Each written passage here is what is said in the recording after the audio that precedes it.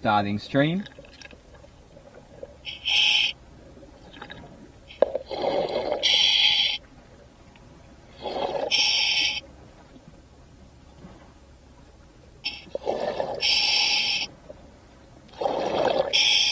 Lauren, you are alive, you are alive! Oh wow! Hi everybody and welcome to the last dive at Casuarina Point. Not the last ever dive.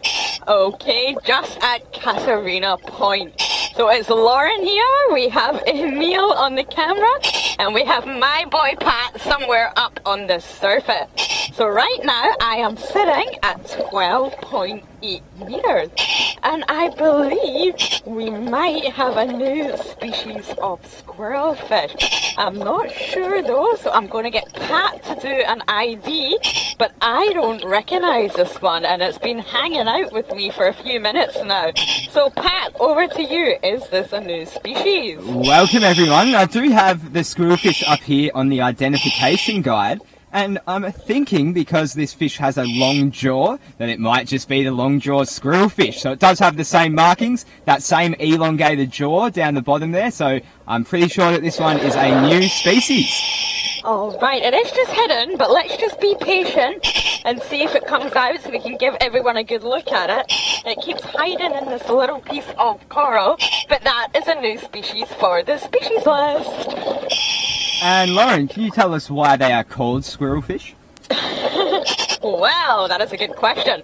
But I believe they make a noise which is quite similar to that of a squirrel. So I can only guess that they'll be like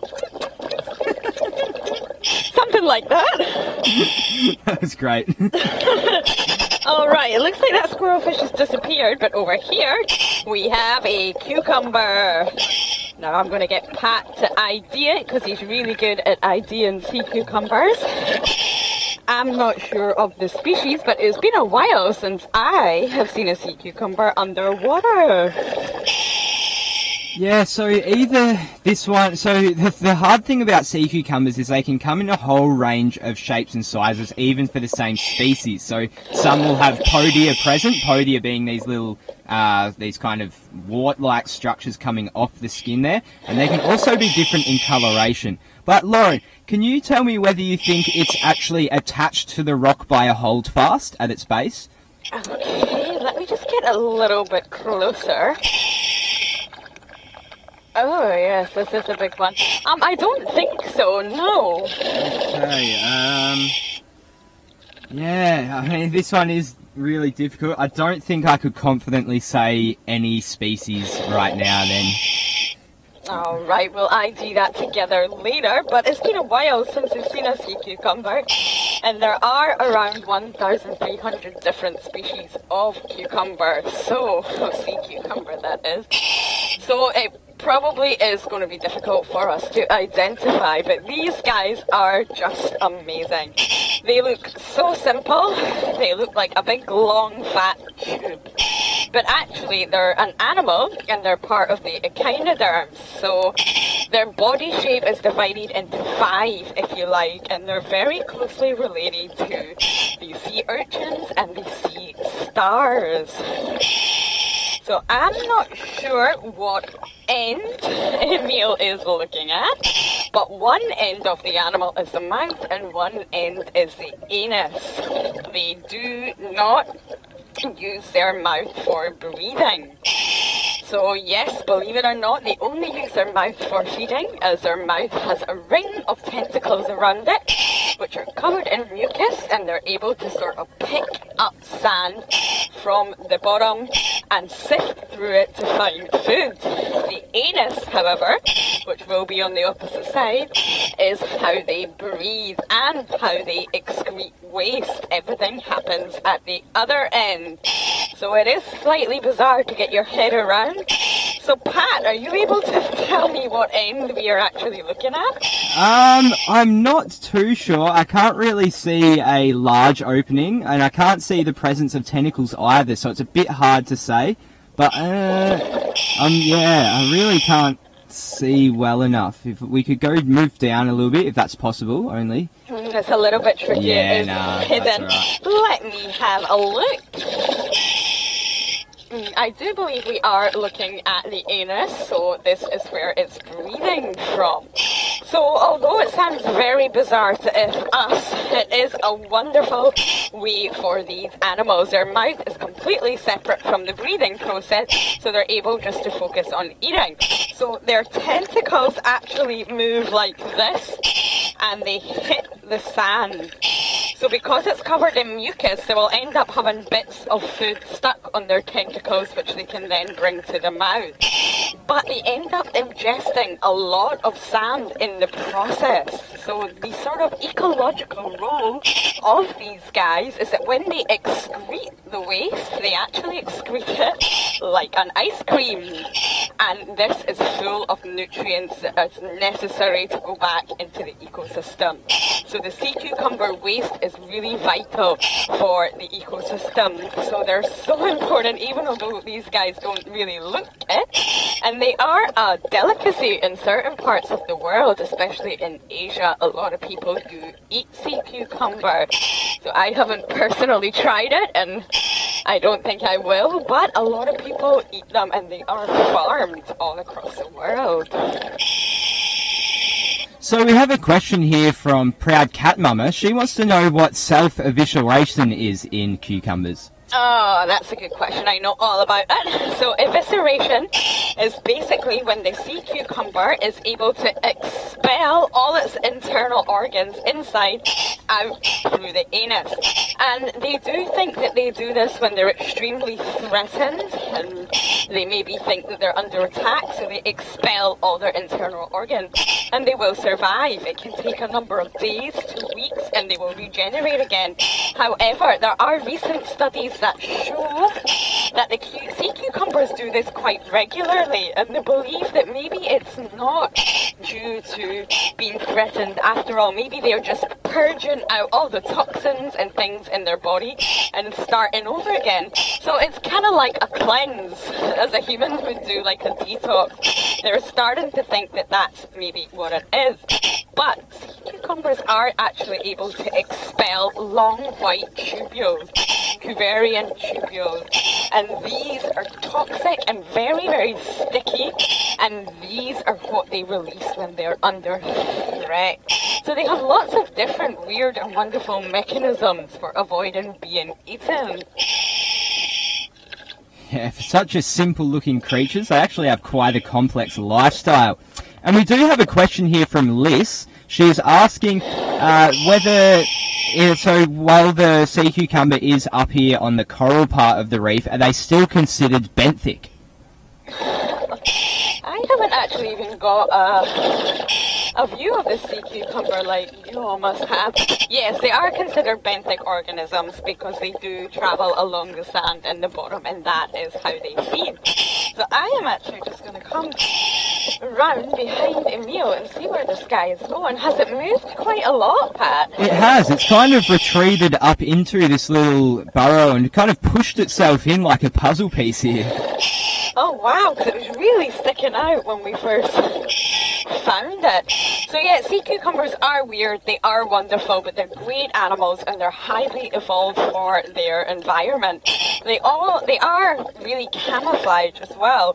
So normally they're lying on a sandy bottom and you can barely see them. You can probably mistake them for a rock or a piece of rubble.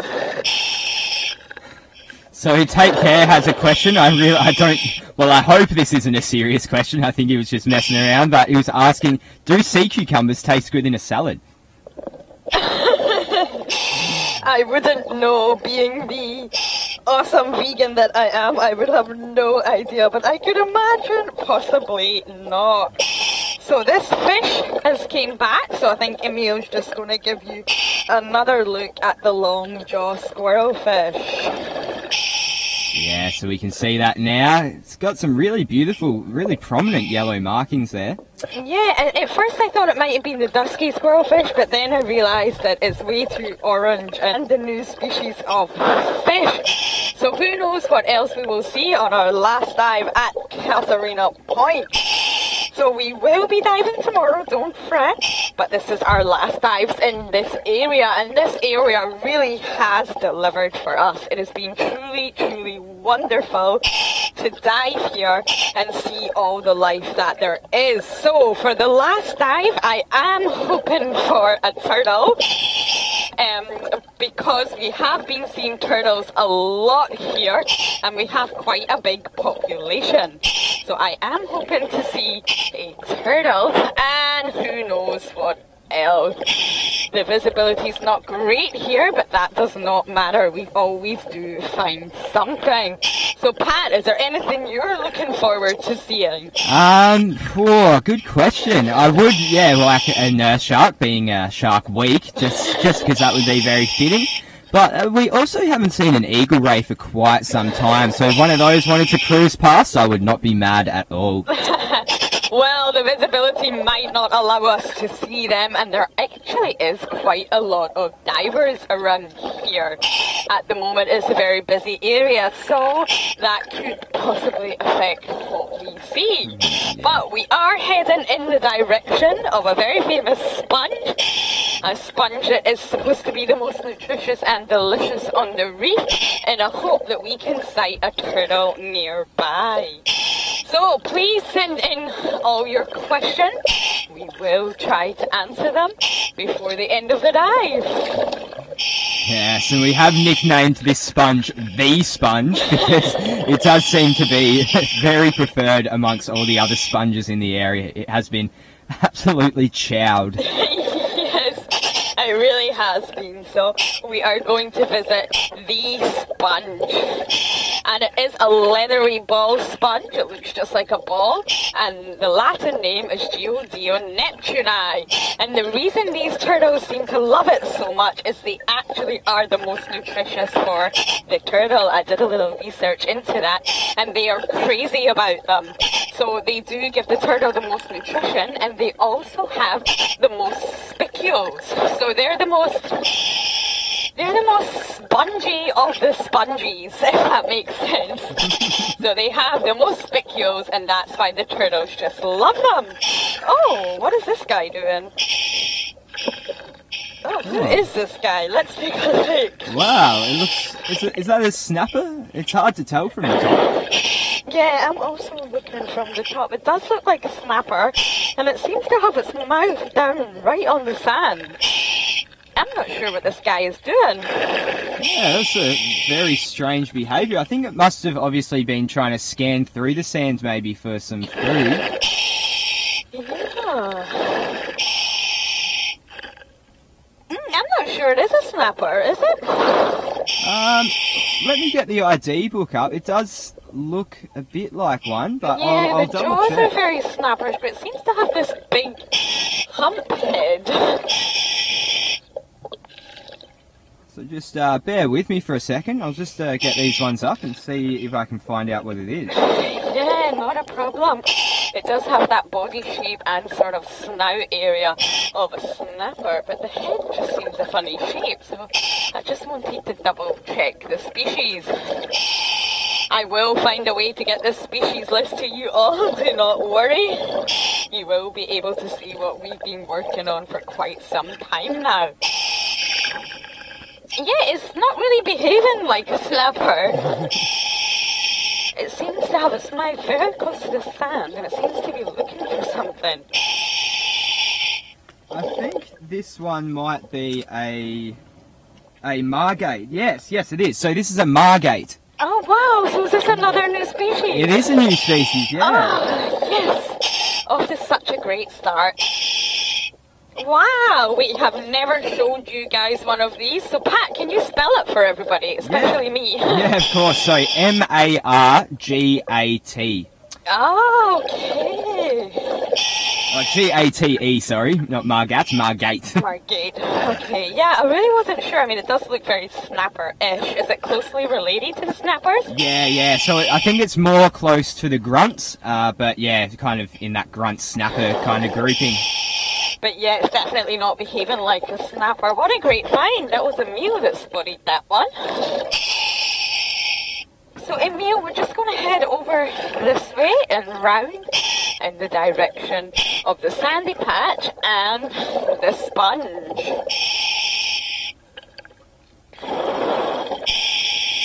So we just have a quick question from Morag. She's asking how many different species do we have on our list now?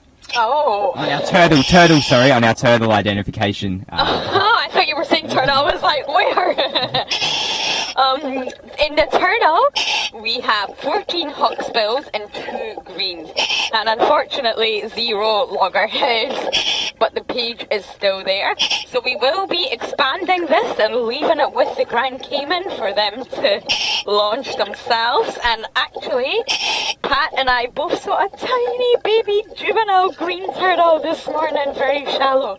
I do hope to get that ID and add it into the database. So there's 14 hawksbills from different sites, not just from Casuarina Point.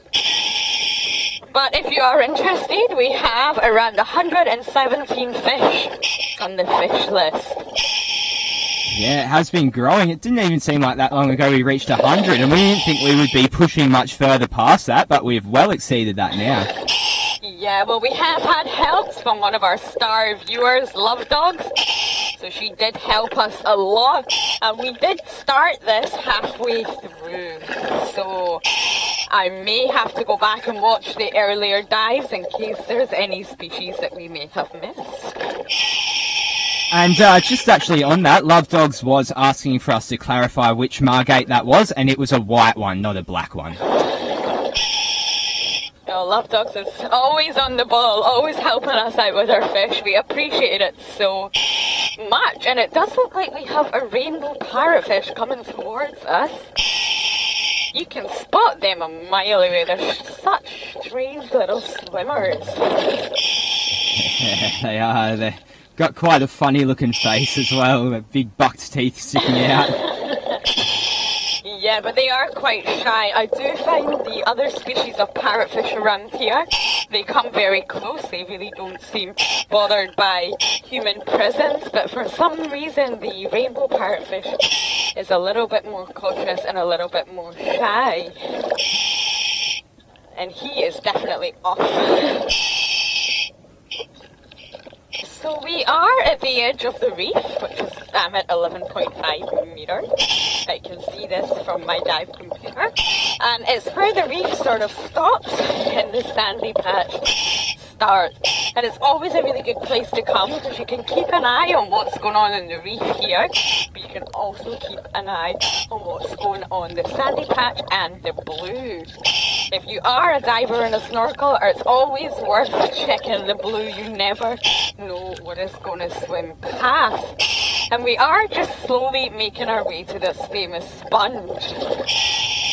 There seems to be a lot of life around the sponge, so it's definitely worth checking out. But we're not quite there yet, so we're happy to answer any questions you may have en route.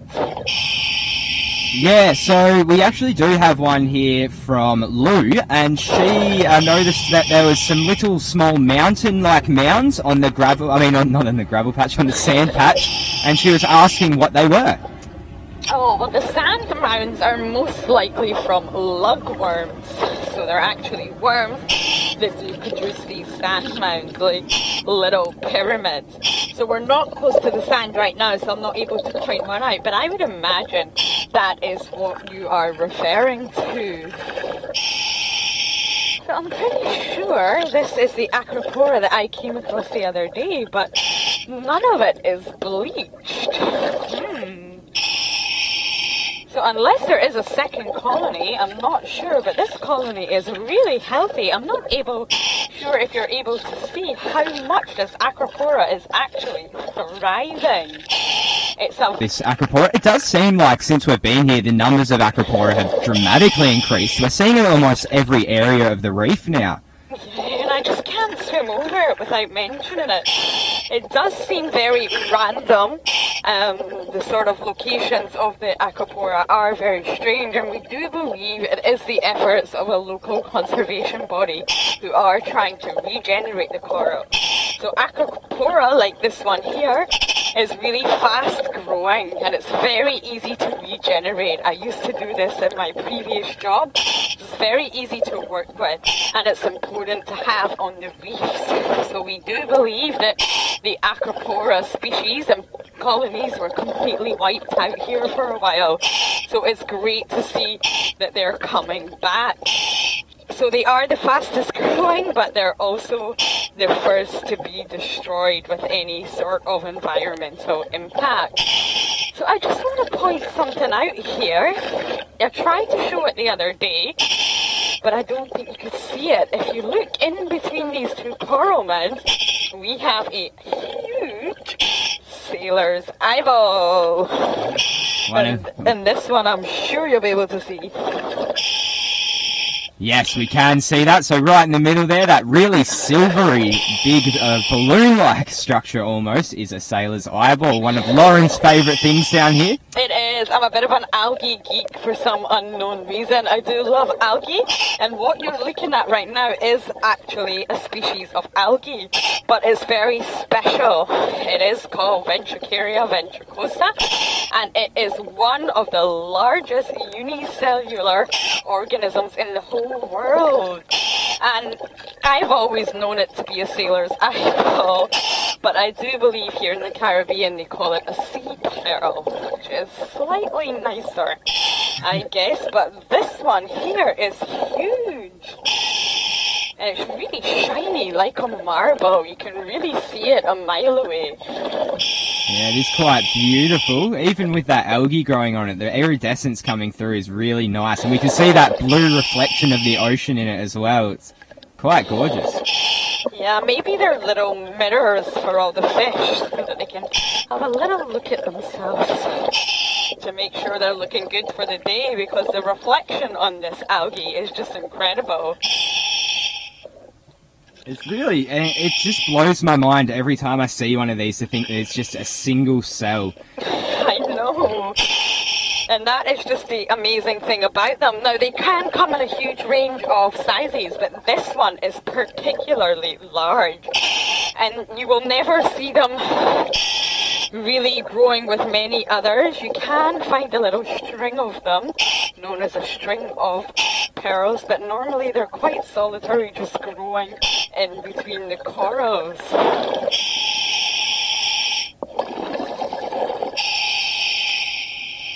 Alright, so let's move on a little bit.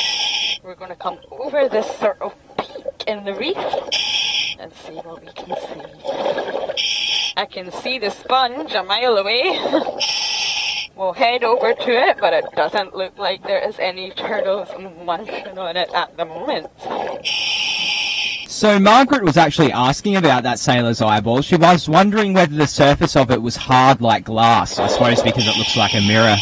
I have actually touched it before, once when I was in Fiji and we were doing a project on algae. It feels like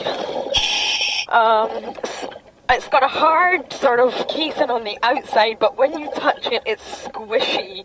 I'm trying to think what I could relate it to.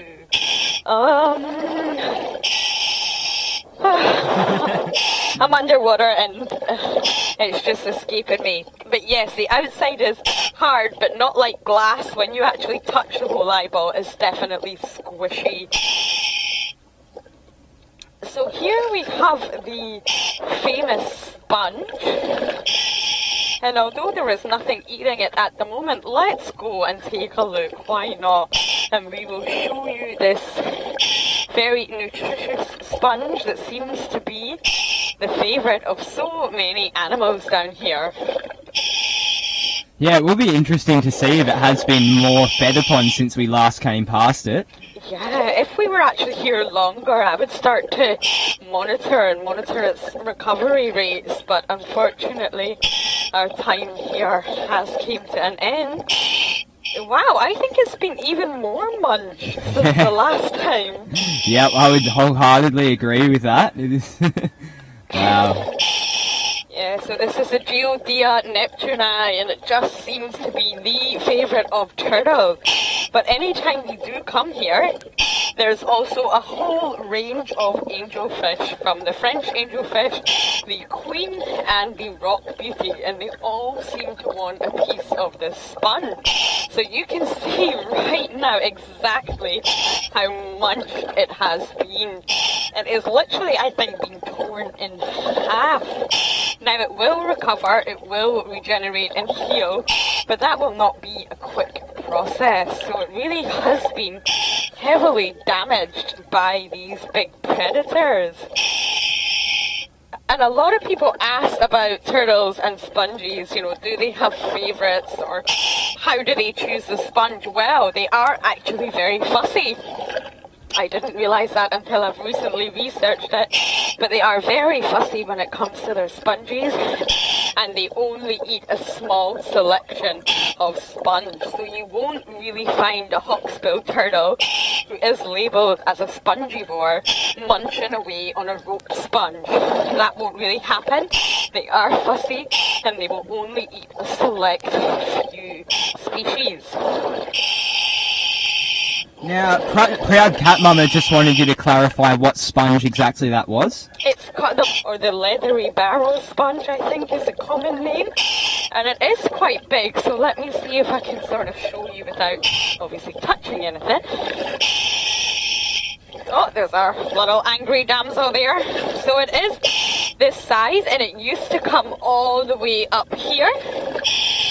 But it's obviously been taken away by all the turtles and angelfish, and you can see their beak marks. You really can see where they've munched away on this. It's just incredible. And Monique wants to know what kind of nutrition a sponge holds. Quite a lot of people have asked that. I'm not really sure what you mean in terms of nutrition. Obviously, when we're referred to nutrition for humans, it's obviously a huge variety of different elements. I'm not really sure what you mean. It just is exactly nutritious for the turtles. They are spongivores, they do feed on sponges, and this particular species tends to hold the most elements of spicules together. So I'm not really sure what nutrition you're after. Pat, would you know how to answer that one?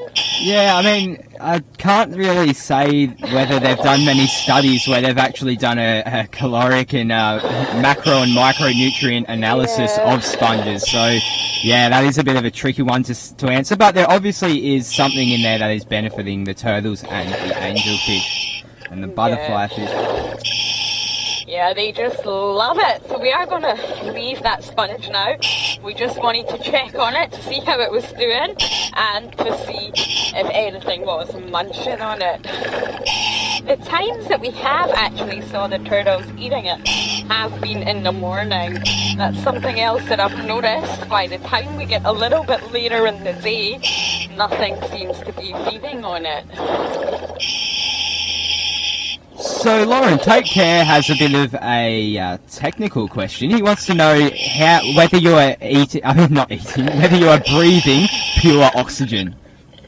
Oh, I totally missed that. What was that? He wants to know whether there's pure oxygen in your tank or not.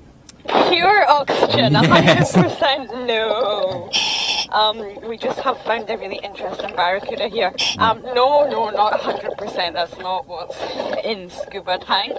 Is it good here? Yeah, it looks really cool. So perhaps it's turned on to display that it wants to be cleaned. Yeah, I mean, I just spotted that. Now, it is quite small for a barracuda. It's definitely the great barracuda species, but it's quite small. And like Pat said, they turn on and off their colours. And this one is showing a really beautiful colour pattern. And I think he's trying to blend in with the sand. And most likely the reason Pat thought he was being cleaned is one, he's completely motionless right now. And that body angle, they've got their tail towards the sand and their head is pointing up. That is a real typical cleaning position. But you guys will be a lot closer than I am, so can you see any cleaning activity happening? No, I can't seem to see anything cleaning, so perhaps it is waiting for an ambush. Possibly. But normally when we see barracudas, they are cruising above us. They're always above our heads. And they're always just silver in colour. This one is quite unusual. Yeah. It's really cool to see as well. So barracudas will quite often change their or lighten or darken their coloration due to what part of the water body they are in. So quite often if we see it right against the sand, it will be almost pure white. Yeah, it's amazing. You can almost think it's like a different species of fish at first. It just looks so different. Yeah, I do remember the first time we saw one with this colour pattern on diveLIVE. We were actually trying to identify it as a different species, but we did find out that it was just a normal great barracuda. Yeah, and great barracudas are fascinating. They're really solitary fish. You never see them in schools or grouping. They're always alone.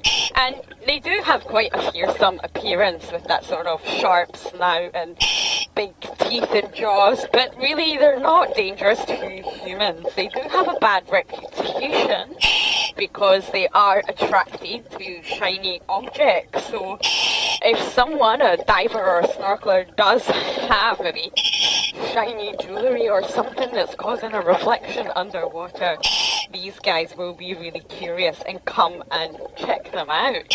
But like most things in the ocean, they're not after humans. It's often mistaken identity, or we are attacked because the animal feels so under threat by our presence.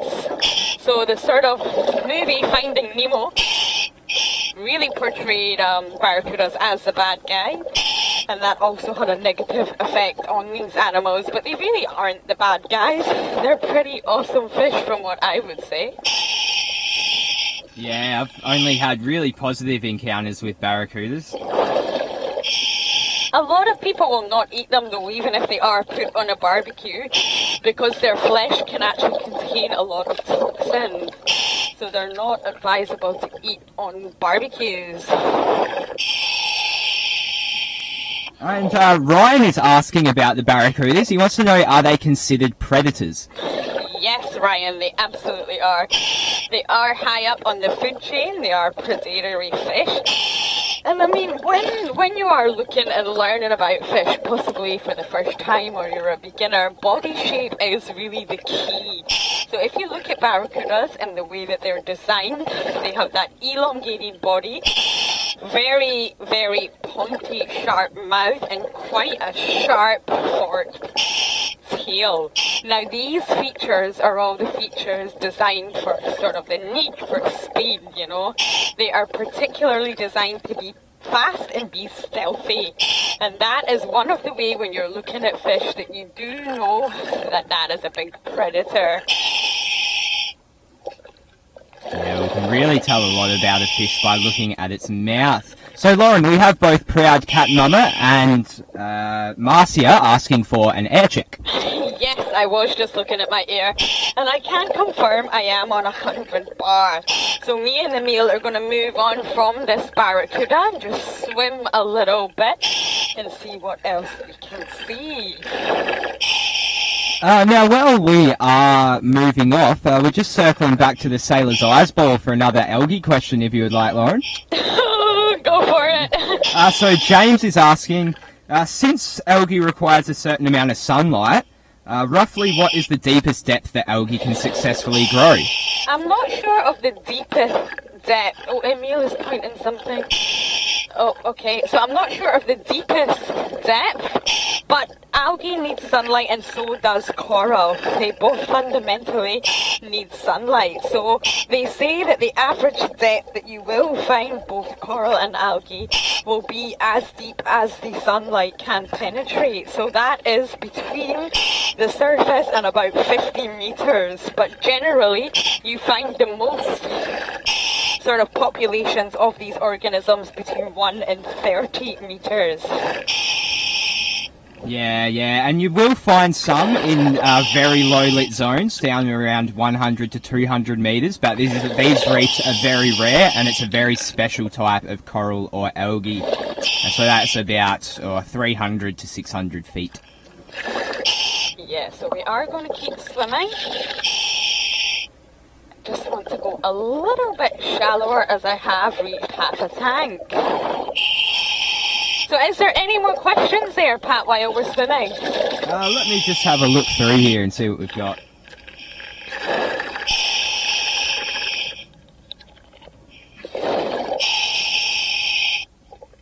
So Monique was asking what that barracuda was doing with its mouth. I was a lot further back than what you would have been. What was it doing with its mouth, Pat? It was just opening and closing it, which is how they breathe pretty much. So they're just drawing in water over their gills. Oh, right, okay, yeah. So we do believe it was being cleaned. I'm not sure if you guys saw any cleaners, but it definitely was in that cleaning position. And yeah, that's what it was doing with its mouth.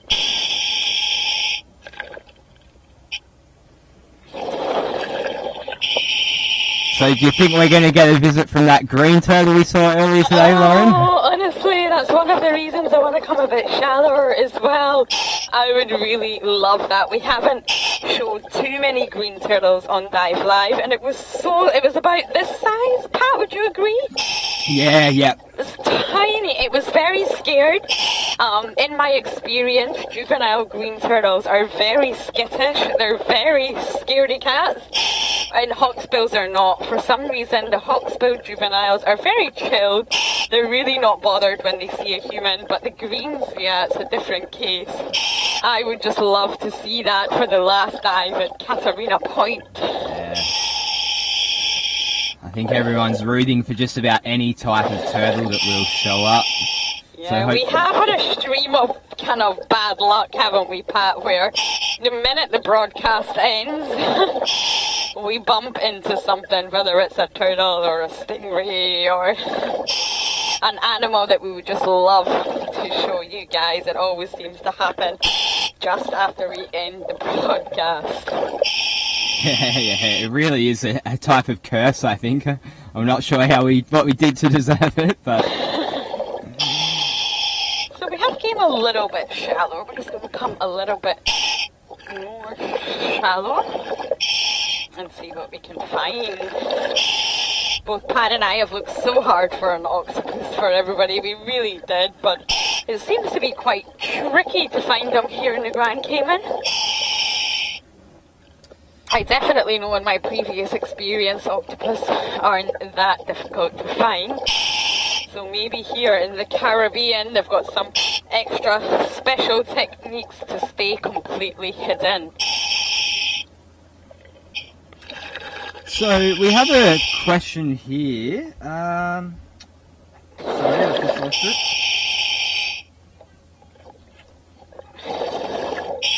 Yes. Sorry, I can't find who it was from. I will get the name in a second, but they were asking, do we get marine lichens here?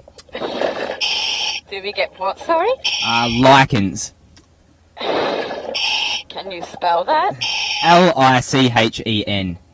Oh, I don't know. Pat, do you know the answer to this one? Yeah, we do get it up here on the iron shore. So for anyone not really aware, lichen is a symbiotic interaction between fungi and algae usually, and they will form this kind of moss-like mat. So I don't think we get any on the reef. I may be wrong though. We may get some on the reef, but yeah, I have seen it here on the iron shore.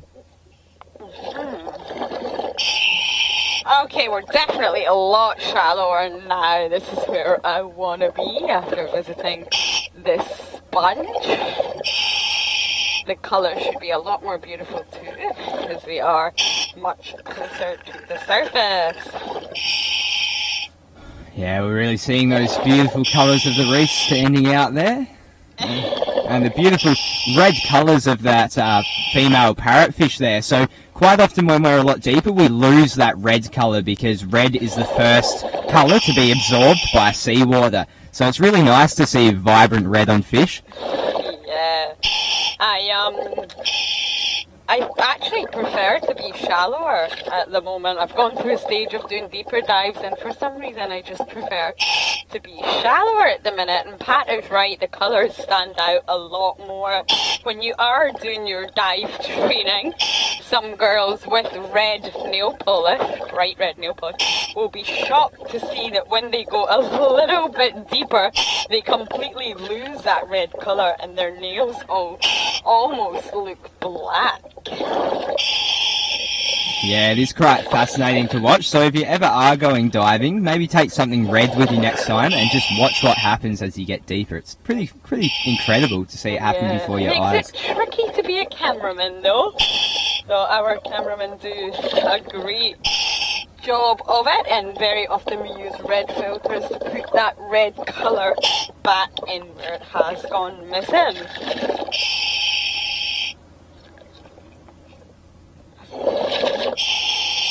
So I was just going to point out some fire coral.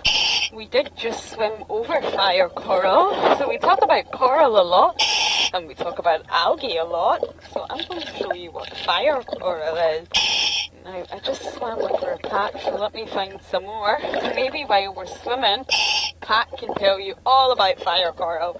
Yeah, so fire coral are actually really interesting. So they're not true stony corals, they are hydroids, which means that they have an alteration in generations. And all this means is that they kind of have two different life cycles, if you want to picture it that way, where the first life cycle will be attached and they will reproduce asexually. And this means that they'll pretty much just be cloning themselves until they grow to a big, nice colony size. Now, after this, they will then switch to another generation, in that they will release little jellyfish. That's right, little jellyfish that will contain sperm and eggs, depending on whether it's a male or a female. So this is a fire coral that we have right here.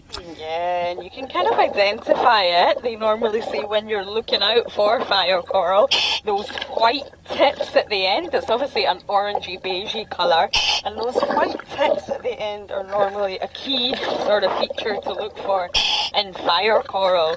And like Pat said, they're not true corals. They do belong to the group Millipora, and these particular animals really do deliver a painful sting, and it is painful. I can vouch for that. Unfortunately, I have had many encounters with fire coral, and you would have to treat it carefully. Normally, I reach straight for the vinegar. Yes, that is a good treatment. Definitely better than what I was told to do, and we won't go any further into that. No, that is a good point. A lot of people do use urine.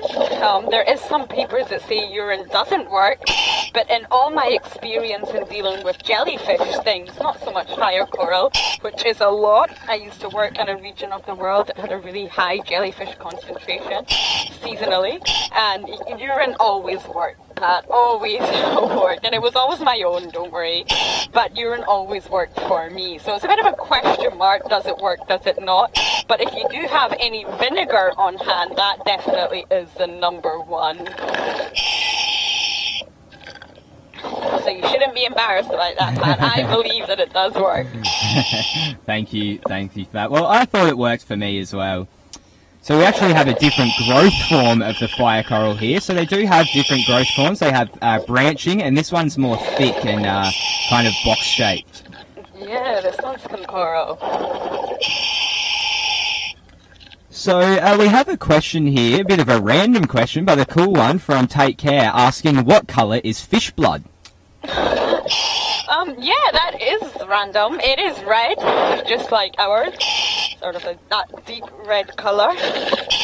I used to live in Maldives, and fishing is one of their favourite pastimes, their favourite hobbies to do, and fish blood is definitely red, but it is worth noting that both octopus and squid, they have bright blue blood, so their blood is composed slightly different.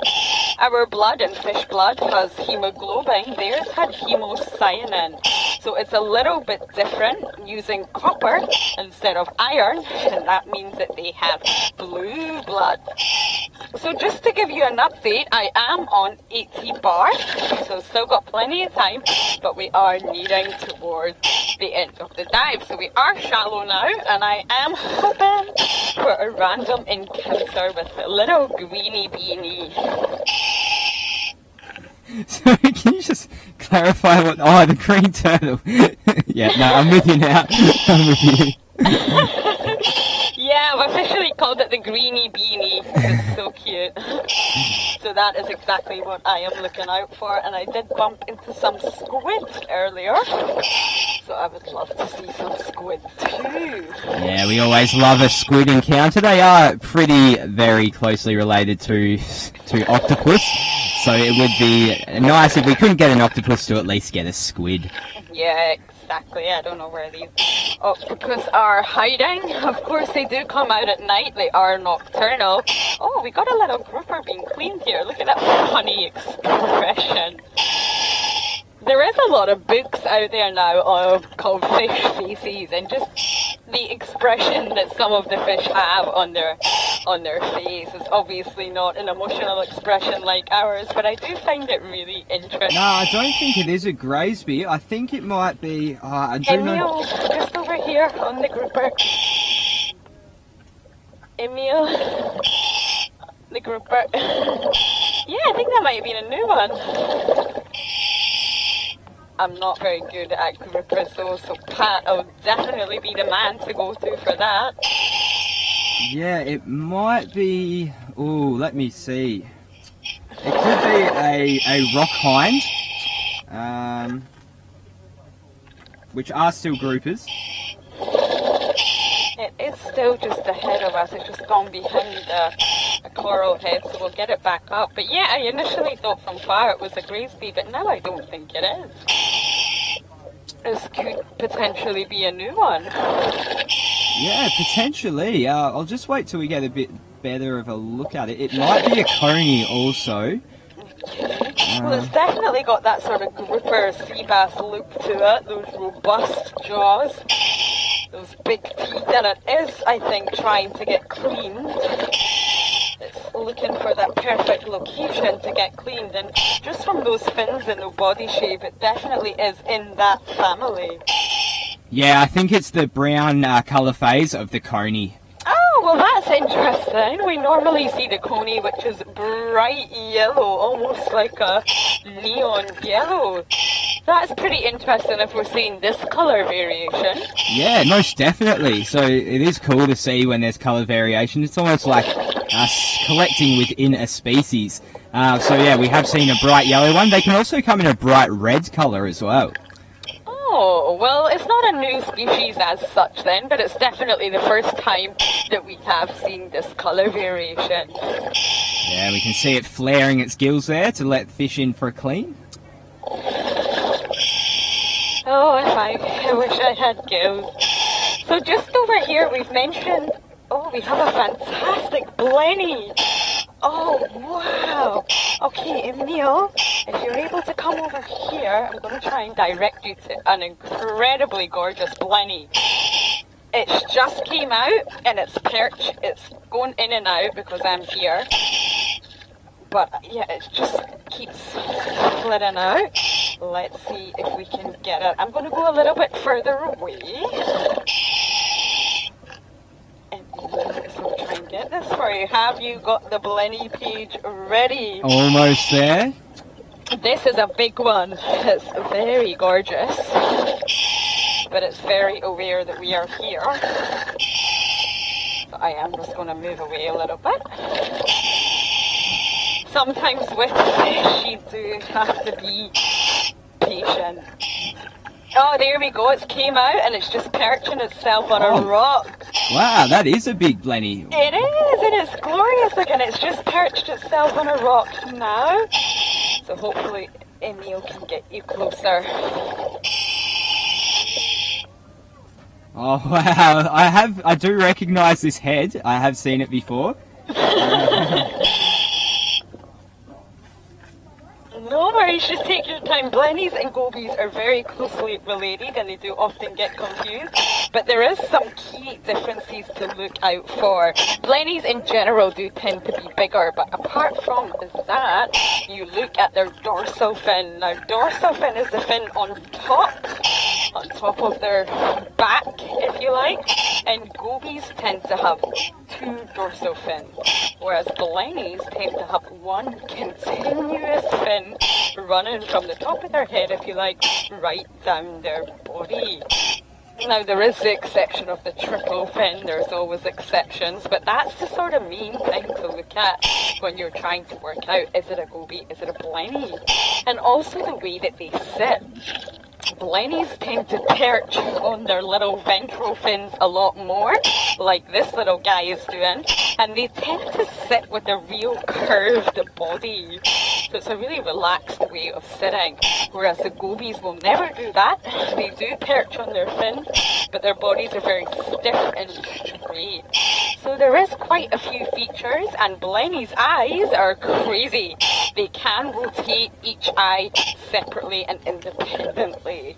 So, have we got an ID, Pat? We do. This is the red-lipped blenny. Oh yes, another new one. This makes me so happy. I am a bit of a nerd when it comes to fish, so this is a new one, and I think it's really posing for us. So we're getting a good view. We're getting an awesome view. We can even see the little cirri that extend up from its face there. It's like it's got eyelash extenders on or something. Oh, how do you know about them, Pat? I don't know if I want to know the answer to that.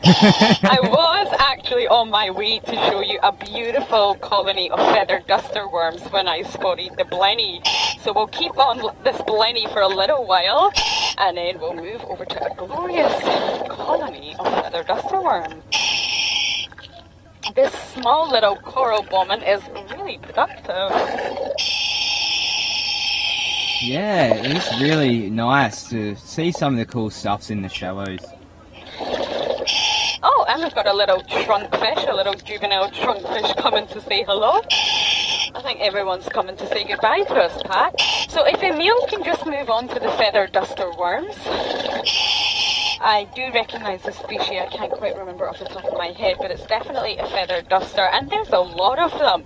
They almost look like an underwater bouquet of flowers. They're really, really beautiful and closely related to the Christmas tree worms.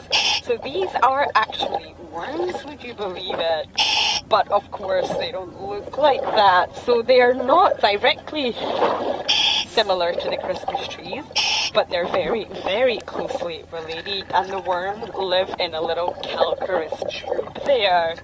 Are you getting a good view of those, Pat? Yeah, definitely. We can't see the tubes too. Oh, now we can, now that they've flown a little bit in the current there. We can see those tubes. Yeah, they really do just look like delicate flowers swaying in the breeze. Yeah, they're wonderful. So similar to the Christmas tree worms, which we show very regularly, those sort of flowery part, if you like, the white part are the appendages that we use to feed and respire from. So they're part of the overall segmented worm grouping, which can contain over 13,000 species worldwide, and that is both on land and in the ocean.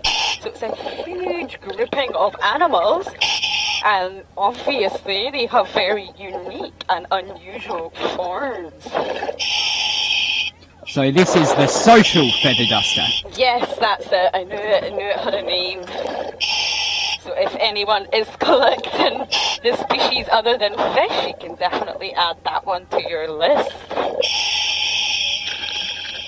And yes, Joy, you could also call these ones tube worms, as tube worms, the general characteristic of a tube worm is being in an encrusting tube.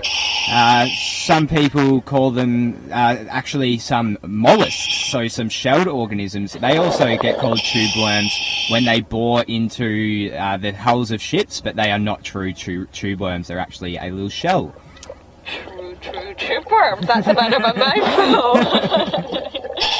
Oh no, they're really, really beautiful, and I am only sitting at exactly 6 meters, so they're quite shallow.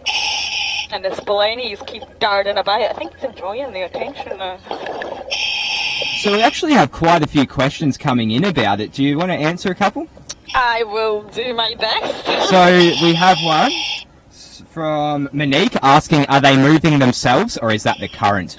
That is the current. So let me get a little bit closer and see how well you. Yes. So did you get a view of the calcareous tube? Yeah. Yeah.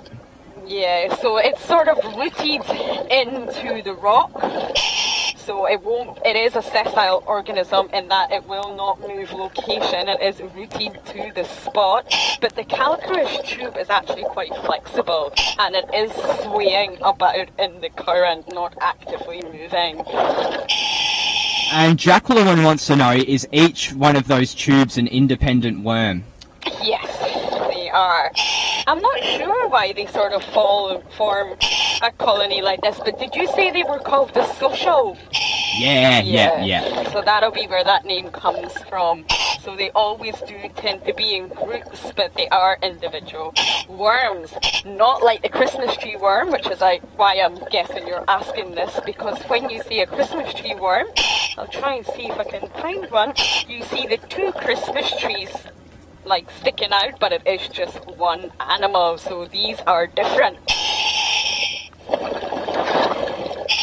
Any other questions? I am approaching 60 bars, so we still do have a little bit of time, but we will be wrapping up soon. Yeah, so Joy wants to know, how do they reproduce? Oh, I believe they spawn. So similar to Christmas tree worms, they release their gametes into the water column. So they'll release both sperm and eggs, which will obviously meet into the water column, and that's exactly how they reproduce. In Christmas tree worms, there are separate sexes. So you can't tell by the naked eye, but there are the male Christmas tree worms and the female ones. I believe these feather duster worms are the exact same. Yeah.